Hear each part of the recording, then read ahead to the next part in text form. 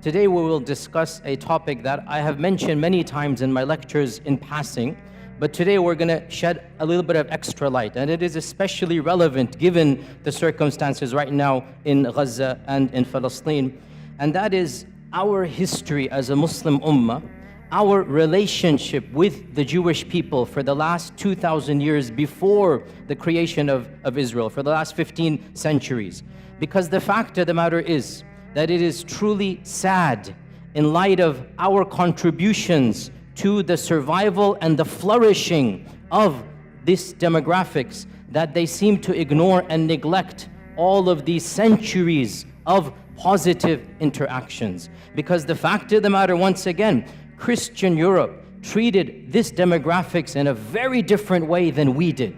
And multiple times in history, the Muslim ummah and the Muslim civilization played a vital role in protecting hundreds of thousands of persecuted Jewish people. So we need to be aware of this, and we need to know our own history. And again, only so much can be said for the history of 15 centuries. But as you're roughly aware, we went over this in detail this earlier part in a number of lectures.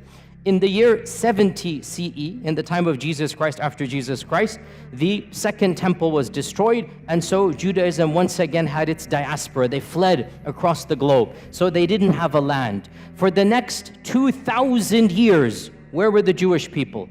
Under Christian and then Muslim rule.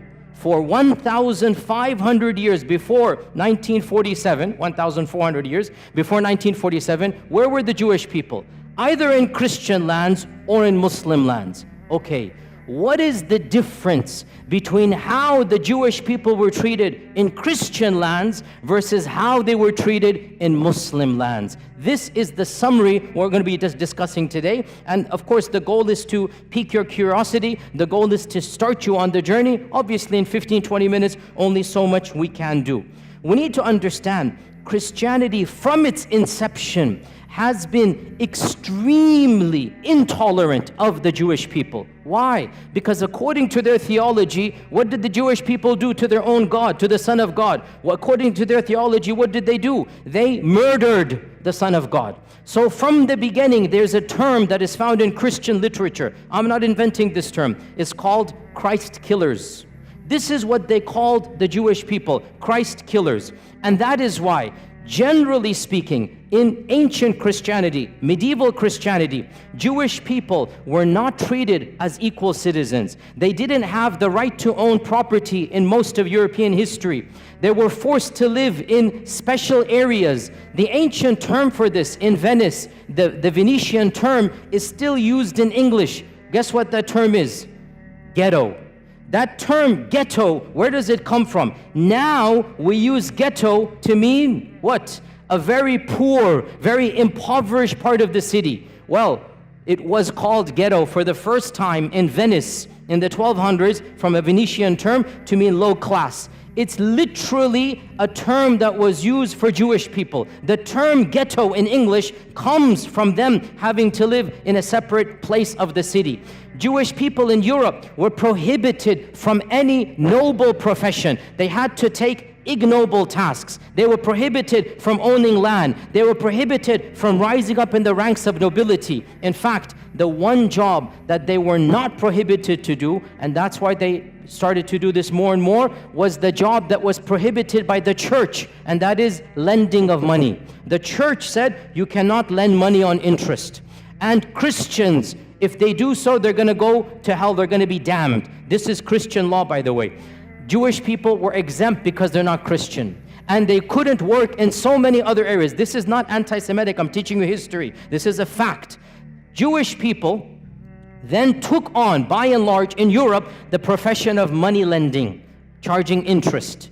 Because they weren't allowed any other job. They weren't allowed careers, and this was prohibited by the church. You'd be damned. So what did they do? They became the proto-bankers, the first bankers. And so what's going to happen, slowly but surely, their wealth did increase. This is not anti-Semitic, it's the fact of the matter is that they were involved in this profession, and that is why rich dynasties from this group did begin to rise in the 15th, 16th, 17th centuries. But that's because they were the ones lending money. Eventually, the church had to buckle under pressure and change their law and say it is now allowed for Christians to do. Otherwise, Christians forbade Christians from lending money with interest. It was haram for them. The church would excommunicate you. That's why this group began to do this.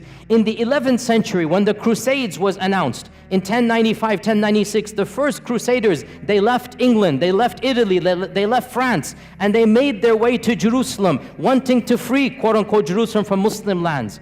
Do you know what happened before they reached Jerusalem?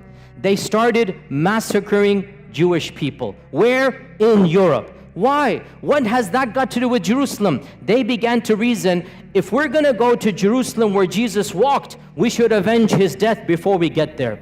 And so, thousands, this is the first time where pogroms happened against Jewish people. Entire cities in Europe, entire cities in Germany, this is in 1096, 1097, entire cities were decimated from their Jewish populations. It is really pathetic what the Christians did. The women and children ran to the synagogues begging for freedom, and they burnt the synagogue with babies in it. They burnt it. Who? The Christians. Why? Because these are Christ killers. I say this because you need to know, where is this anger, where is this anti-Semitic coming from? It's coming from Europe. We Muslims had nothing to do with any of this hatred. And you need to know the irony of how we can be accused when in reality this notion of anti-Semitism comes straight from Europe.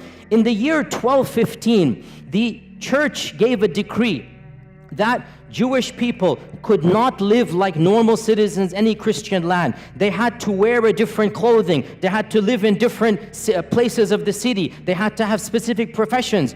This is the Vatican. This is the church normalizing the discrimination of Judaism. This is in 1215. Don't be surprised in a few decades, 1290, King Edward of England said, I don't want any of these people in my kingdom. So he made a decree to expel every single member of the Jewish faith from England. For 400 years, there were no Jewish people in England. 400 years. Why? Anti-Semitism. The king said, none of these people are going to be here.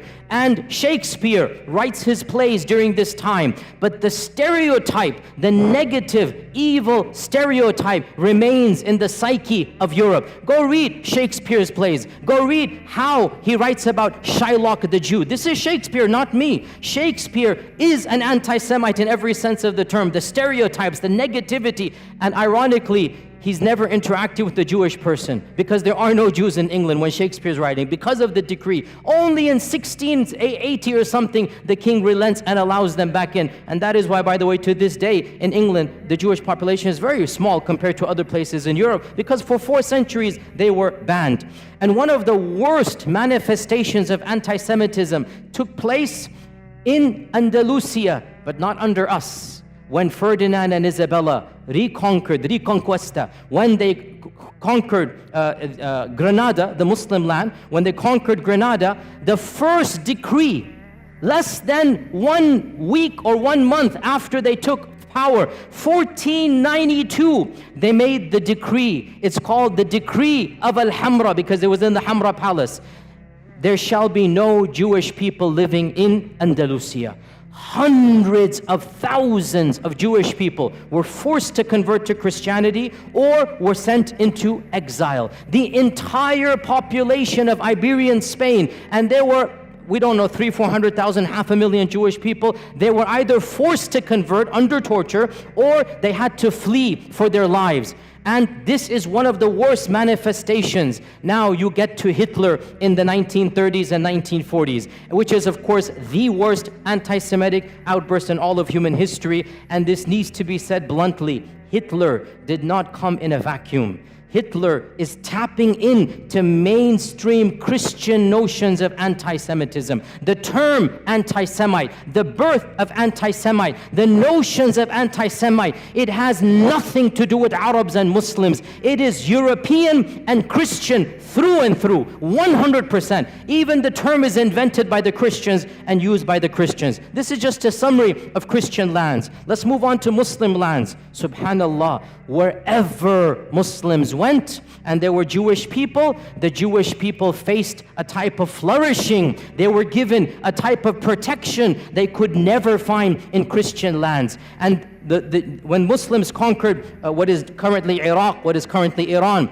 Iraq had a large population of Jews in Baghdad from the time of the first expulsion, not even the second, from 500 BC, because the largest group of Jews from the first expulsion, they went to Iraq. So Muslims found large groups of Jews in Iraq. In Iran, Isfahan, hundreds of thousands of Jewish people, again from the first and second expulsion. And the Muslims came and found them, and they gave them protection under the treaty of Umar ibn al-Khattab. Jerusalem, when Umar ibn al-Khattab marched into Jerusalem, guess how many Jewish people were there? 0. Guess how many synagogues? 0.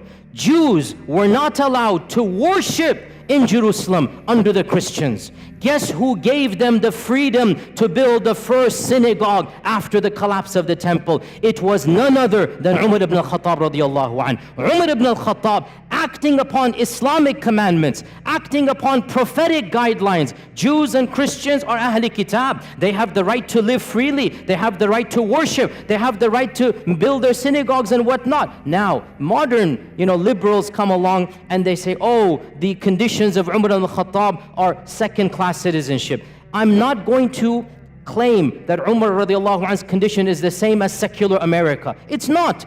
But we're not comparing Umar ibn al-Khattab to secular America. Secular America is a different notion where religion plays no role. In the Islamic scheme of things, religion plays a vital role. So if you're a Muslim, yes, you get perks and privileges, no doubt about that. And if you're Ahl Kitab, there's certain things. For example, you cannot convert people to your faith. For example, the synagogue minaret, or the temple in the synagogue cannot be higher than the minaret of the mosque.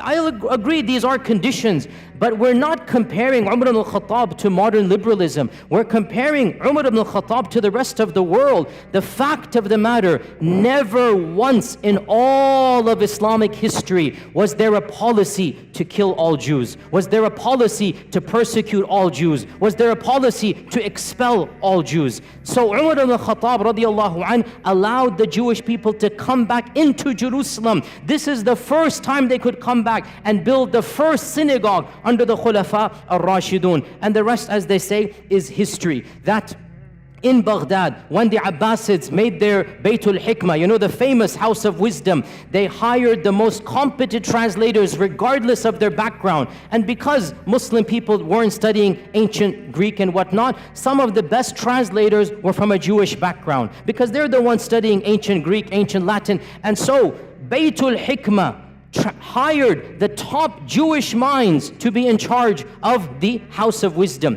And when the Fatimids and when the Umayyads of Spain instituted their own Baytul Hikmah, because they wanted to compete. There are 3 khilafas. They wanted to compete with one another. So they made their own institutes of publishing. They also hired the best and brightest minds, regardless of their background. Jews and Christians were at the top of this list. You have to understand why. Muslims weren't studying ancient Greek and whatnot. These civilizations were. So the Khulafa and the Sultans hired these people and gave them the best salary so that they can work with them. And one of the most interesting examples in our own history in Andalusia was under the Ta'ifa kingdom of Granada in around 1000, 1030 CE, like basically literally 1000 years ago, literally 1000 years ago.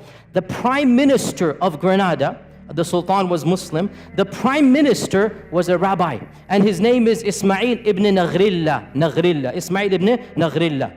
And he was a rabbi. He was a learned man. He rose in the ranks until he became the prime minister of Qurtuba. This is a Jewish person, and the people loved and respected him. The Muslim population loved and respected him. The books of history mention that when the Reconquista began, because Reconquista took 500 years, right? When it first began, Ibn Naghrillah, this Jewish vizier, was leading the Muslim army in jihad to defend Qurtuba against the Crusaders. Can you believe this? And because in those times everybody dressed up in a particular garb, they wore Qur'anic talismans for the time, Ibn Naghrillah, it is said, wore the Qur'anic coat of armor, verses of the Qur'an, and he's leading the Muslims in actual jihad against the Christians who are invading against Qurtuba, and he defends and he wins and he protects Qurtuba. So this is the reality of Jewish life under the rule. Now, some people point out that 20 years later, a mini massacre occurs. And this, you have to be careful, sisters and brothers. When you read these types of things, do your research. Do your research. It is true,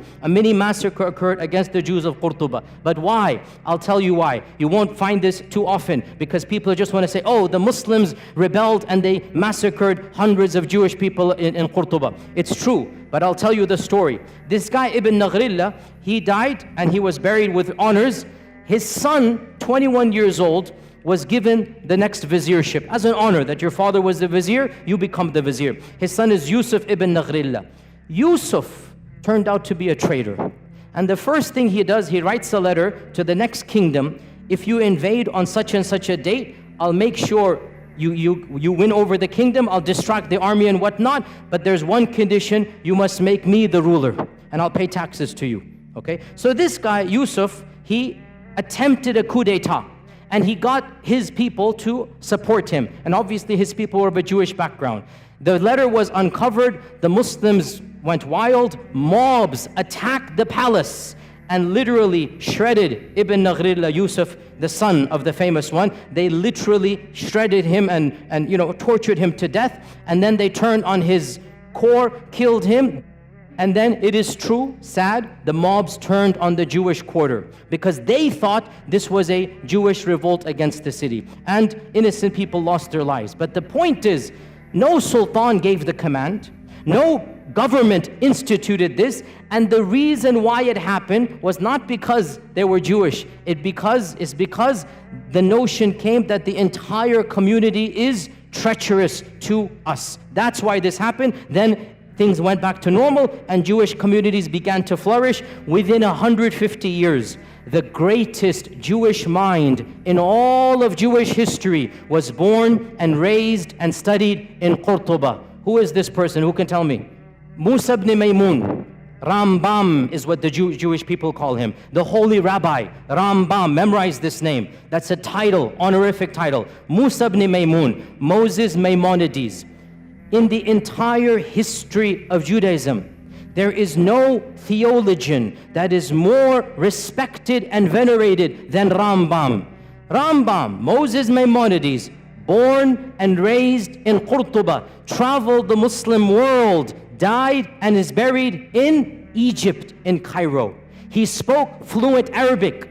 He went through the madrasa systems. In those days, if you wanted to study, you went to the madrasa, right? And the madrasa is religious. So you study the sciences along with Quran and tafsir and hadith and fiqh. So Musa ibn Maimun, as a Jewish student, was not just given the freedom, he excelled in his studies. And his biographers mentioned this. I'm not making this up. Read his modern day biography.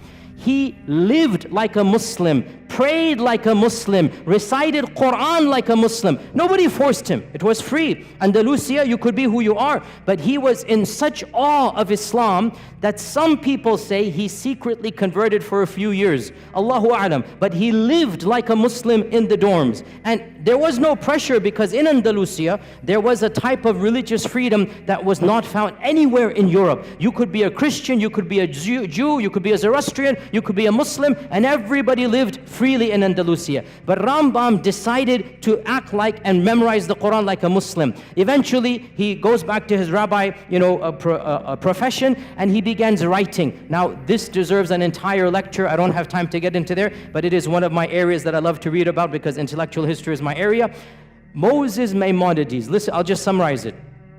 He took Islamic concepts and he Judaicized them. Mainstream Judaism is influenced by Moses Maimonides, and Moses Maimonides is influenced by Islamic thought. Now this is not a conspiracy. Again, look this up. In fact, there's an entire entry in the Stanford Encyclopedia. I just saw this today to make sure that I can reference to you. The Stanford Encyclopedia Online, which is one of the most largest online encyclopedias. The Stanford Encyclopedia of Intellectual Thought has an entire article, the Islamic influences on Moses Maimonides. And of them, his proofs for the existence of God, his concept of God is coming straight out of Al-Farabi al-Kindi. His notion of prophethood and what is prophethood. His notion of even theology. Pause here, footnote. Sounds strange, I know. But Judaism, by and large, did not concentrate, did not care about belief. Judaism cared about what? What? Law. Judaism cared about how you act. It had almost nothing to do with Aqidah. That's why they don't have any book on Aqidah. The first book of Jewish theology, who wrote it?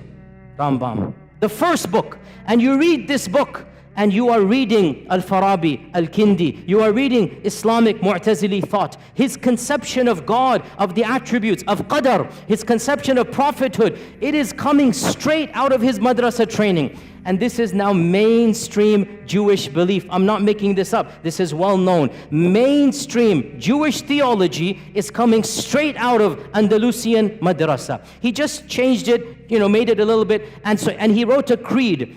To this day, the righteous or the observant Jewish people, the first thing they do when they wake up, they read Moses Maimonides' one-page creed, and it begins, أنا مؤمن, I believe in, just like Aqidah Tahawiyah, just like other Aqidas, it literally begins, I believe in, and there's 13 points. I believe in God, there is one, La Sharika La type of stuff, literally coming out of Islamic thought. He has no partner, cannot be described in this and that, literally goes through, and it goes all the way, and I believe in resurrection, I believe in the Messiah that's going to come, one of the 13 points, I believe in the Messiah. So this is coming from Musa ibn Maymun. By the way, one interesting thing about Rambam, wallahi, so ironic. He became the best physician of his time because he mastered Ibn Sina. So he read Ibn Sina, he mastered Ibn Sina, now he's the best physician. He works his way up. Guess who he becomes the personal doctor to? None other than Salahuddin Ayyubi. Salahuddin Ayyubi takes him as his personal court doctor. For a period of time, he travels with Salahuddin. He is the primary doctor of Salahuddin Ayyubi. Nobody can accuse our religion of anti-Semitism. Nobody can accuse our sultans, our khulafa, of hating people because of their different faith. It didn't happen that way. If you were talented, you were the best doctor, and it's so ironic. Salahuddin is conquering Jerusalem, and Rambam is his main doctor. Subhanallah. How can we not remind our Jewish brethren of this reality? Look at from where to where. Look at the past, and now look at how that has flipped. Eventually, he went to Egypt. He lived in Egypt. By the way, he wrote most of his writings in which language? Arabic. The chief rabbi of Judaism is writing his books in Arabic. This is well known. You can see them and look at them online. And he has a book called The Guide of the Perplexed. And there are a number of papers about this, that this is coming straight out of Al-Ghazali's Al-Munqidh min al-Dalal. Literally, Imam Al-Ghazali wrote Al-Munqidh min al-Dalal, and there is a book that he wrote for his people, The Guide for the Perplexed. And it has the same motifs, the same notion. Again, it's not copy-paste, because in the end of the day, he's an intellectual thinker. But he takes ideas, he takes notions from Islam, and he Judaicizes them, which is what we expect to do. But where is the origin? What's the kernel? From our faith tradition. It is true to say that never in the last 2,000 years before the creation of this country has the Jewish people flourished as they did under Muslim Spain, under Islamic Andalusia, their greatest minds, their largest synagogues. You can visit their synagogues to this day. In Qurtuba, in Granada, they still have their synagogues that were built not under the Christians, under the Muslims. Now in 1492, Ferdinand Isabella come, the first decree, all Jewish people will leave or convert or die, be killed. Where did these 500,000 Jewish people go? The Sultan Muhammad II gave a decree. Anybody who flees from Andalusia shall be welcomed in our lands anywhere you are. And he said, any vizier, any governor, any businessman who impedes their settling, who stops them to settle in any city, shall be punished by the Sultan himself. Sultan Mehmed II welcomed hundreds of thousands of Jewish people in 1492 with open arms. He literally saved them from execution or forced conversion. And he was angry at Ferdinand and Isabella, and he goes, this is not a good policy. But he thanked them. He goes, but you are giving us your good minds, your good workers, don't worry, we will take them. Because of this, sisters and brothers, where did they go? They ended up in Morocco, in Tunisia. They ended up in Egypt. Hundreds of thousands of large Jewish communities were living in the Middle East, in Yemen. They were living there because Ferdinand and Isabella expelled the Jewish people. Muslims welcomed them and they said, Tafaddal, come and live here. And they lived here up until 1947. And by the way, before we even get to 1947, let's not forget another chapter in Muslim Jewish history. And this one, I was honestly surprised when I found out. Under Nazi rule, when you're all aware what Hitler did, he made a policy, all the people of that background shall be exterminated. The most inhumane, barbaric policy in the entire history against the Jewish people was Hitler. He literally exterminated them by, gas chambers and whatnot.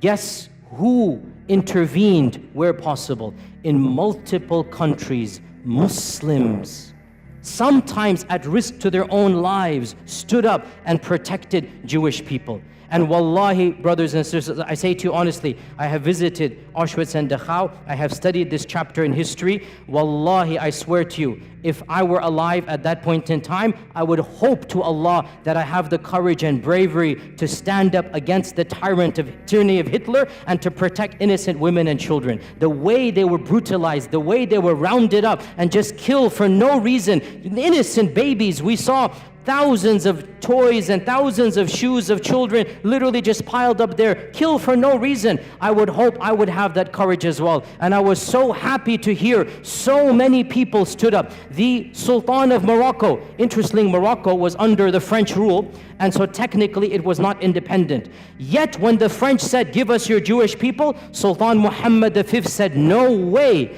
These people are our brethren. They have lived with us for centuries. They shall not be handed over. So Sultan Muhammad refused to obey the Nazi policies under the French rule of the Nazis. Tunisia as well refused. The Ottomans refused. In Bosnia, the Muslims refused. And perhaps the most brave act of courage, because it wasn't a government, it was brave. In France, the Muslims who were under the Nazi occupation. So the Nazis, if you remember your history, they invaded France and they took it over. So you have Nazi rule in France for a few years. You literally had Nazis ruling France before the liberation in 1947. So Nazis are in control. Muslims were allowed to live as second-class citizens. The Imam of the Masjid, Abul Qadir, the Imam of the Masjid, the Grand Mosque of Paris, I visited it. It's a very beautiful masjid built in the 1930s. It's still standing to this day. It's a beautiful, iconic masjid in Europe. The Imam of the Masjid gave a secret talk to the Muslims, and he encouraged the Muslims, if you know any Jewish friends of yours, bring them in. We will protect them in our mosque.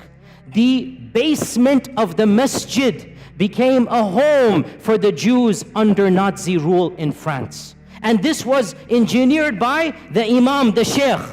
And some people didn't have space. He forged Islamic documents and told them to dress like Muslims. And it is said he saved over 1,000 people by this policy. 1,000 Jewish people in France were saved by the Muslim community who literally banded together. They didn't tell any secrets. There were families in the basement of the masjid, and those that didn't have space, the Imam personally forged IDs that these are Muslims. Because in the end of the day, what do the Nazis know? They look different, they talk different, they dress different. Khalas, they pretend to be Muslims. Muslims. This is what you call Islamic rule. This is what is akhlaq of the Muslim. When this tyrant comes, you're not going to allow him to do this. You will protect them. And so it is truly sad that all of this history has been completely forgotten. What happened? Obviously, you're aware, in 1947, it is estimated there were around less than 1 million Jewish people living in Arab and Muslim lands. Less than 1 million, maybe 900,000. That's a huge number, by the way, especially after World War II. After World War II, you had more Jewish people across the Middle East and Arab lands than anywhere in Europe, right? So almost 1 million living in Yemen, in Cairo, in Iran, in Morocco. These are all people of Jewish background. What happens in 1947? The country of Israel is formed, and they make a call, a plea, that if you come here, you will be given perks and land. If you come here, you will be given a better economic status. And so majority of them migrated. Why did they migrate? Put yourself in their shoes. It's their land from their perspective, obviously. They're getting their own people. They're getting a citizenship. They're getting land. They feel it's going to be safer for them. Some of them believe in Zionism. And yes, I'm not going to deny, because of the atrocities in 1947 and the massacres against Arabs, it is true, in a number of Muslim lands, for the first time in history, these types of sentiments that we now are familiar with began to develop against the Jewish population. I'm not going to deny this. But why did it happen? Because of politics of Israel. Not because they were Jews, because Israel massacred thousands, hundreds of thousands of Muslims, expelled hundreds of thousands of Arabs. Well then, there's going to be a feeling of sentiment. Why are you guys doing here? Go where you belong and whatnot. So all of this put together in the next 5 to 10 years, from 900,000 Jews in Arab and Muslim lands, currently it is estimated there are less than 15,000 across all lands. 200 here, 500 here, all of them have come to Israel. But one final point, and with this we conclude. Subhanallah, this is something you need to know, O Muslims. This division of living under Muslim, living under Christian, it had and has and continues to have a profound impact on the demographics of the country of Israel. Judaism is divided into multiple groups. The 3 most important groups: number 1, Ashkenazi; number 2, Sephardim; number 3, Mizrahi. These 3 divisions go back to whether they were living under Europe or under Muslim rule.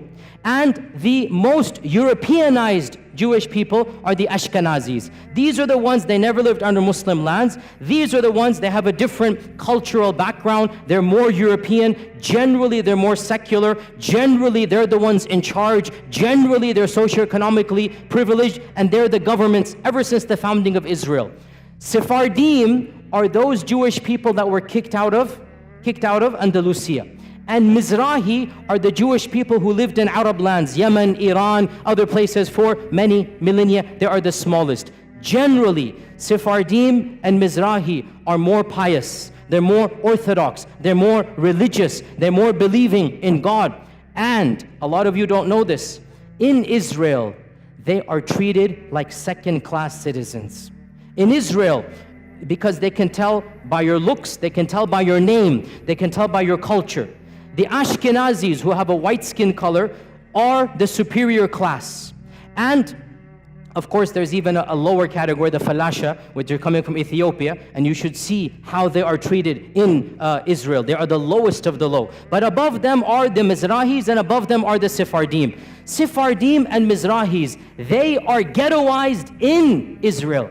In the 40s and 50s, they were not given the land they were promised. They were not given the perks that the Ashkenazis were given to. They were not given government positions. And this caused, I'm not joking, you can look this up, in the 60s and 70s, political parties, some of them semi-violent, from the Sephardim, from the Mizrahi, were formed to fight against whom? Against whom? The Arabs? No, Ashkenazis. To fight for their rights. And these days there is a massive party in Israel called the Shas party. SHAAS, the Shas party. It is the fourth or the fifth largest party. It is a party that was founded to protect the rights of the Arab Jews, i.e. the Sephardim and the Mizrahi Jews, so that they have equal rights as the Ashkenazis. You have to realize racism is rampant in that group of people, even amongst their own. Any Jewish person who lived in Muslim lands, who spoke Arabic, who comes from an Arabic culture, is not treated with the same respect as the Europeans. And this is well known, open secret. Go look it up, go do your research in this regard. So this is one point. And I want to conclude on this point, sisters and brothers, and that is that we are not mentioning this. Wallahi, we are not mentioning this to remind them of a debt they owe us. No. We did this because Allah told us to do it, not because of them. We did this because our Prophet ﷺ taught us this is how we treat minorities. We would do it all over again. But we just want to show the world this is Islamic law. This is Islamic Sharia. The freedoms that they had, the intellectual, curiosities, the books that they produced, they couldn't produce a fraction of them in Europe in medieval times. And that is what we give to the world. It is truly sad. And we don't say this as a debt or a favor. We're just pointing out the facts. It is truly sad that the same descendants of those whom we saved, those who were given refuge with us, they have flipped the script, and they are doing what Hitler did to them, they are doing to the very people who protected them. And we just say this as a historical fact and record. Otherwise, we complain to Allah and Allah alone. These are facts we should all know, and we are proud as Muslims of our history, and we're proud of our Sharia, and there's nothing to be ashamed of. Alhamdulillah, thumma alhamdulillah. And inshallah we'll continue in the same vein. Jazakumullah khair. Assalamu alaikum wa rahmatullahi wa barakatuh.